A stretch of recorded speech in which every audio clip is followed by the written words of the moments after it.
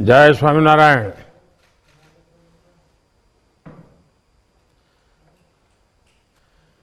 इस पवित्र कार्यक्रम को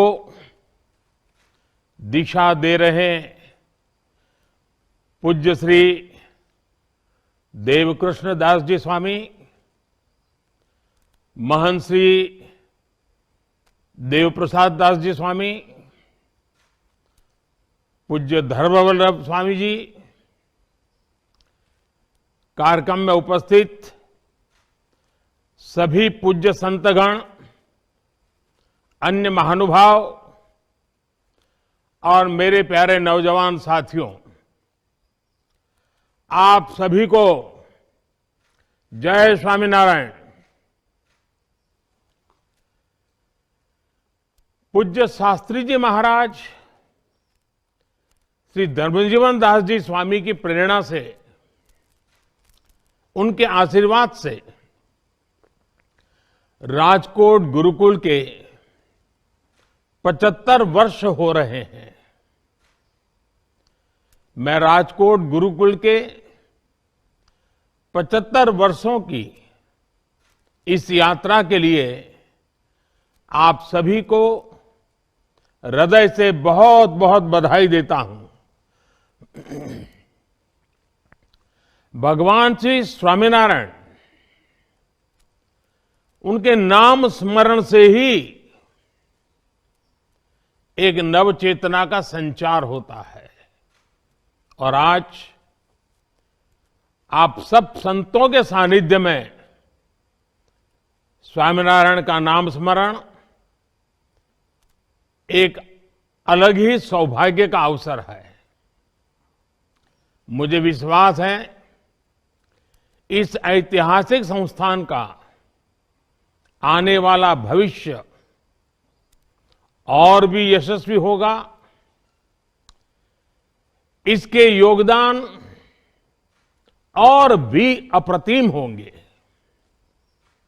साथियों, श्री स्वामीनारायण गुरुकुल राजकोट की यात्रा के 75 वर्ष ऐसे कालखंड में पूरे हो रहे हैं जब देश अपनी आजादी के 75 वर्ष मना रहा है। ये सुखद संयोग तो है ही, सुखद सुयोग भी है। एक राष्ट्र के रूप में भारत की, आजाद भारत की जीवन यात्रा ऐसे सुयोगों से ही, और हजारों साल की हमारी महान परंपरा भी ऐसे ही सुयोगों से ही गतिमान रही है। ये सुयोग है कर्मठता और कर्तव्य के सुयोग। ये सुयोग है संस्कृति और समर्पण के सुयोग। ये सुयोग है अध्यात्म और आधुनिकता के सुयोग। जब देश आजाद हुआ तो हमारे ऊपर ये जिम्मेदारी थी कि हम शिक्षा के क्षेत्र में भारत के प्राचीन वैभव और हमारा महान गौरव को पुनर्जीवित करें। लेकिन गुलामी की मानसिकता के दबाव में सरकारें उस दिशा में बढ़ी नहीं, और कुछ बातों में तो उल्टे पैर चली।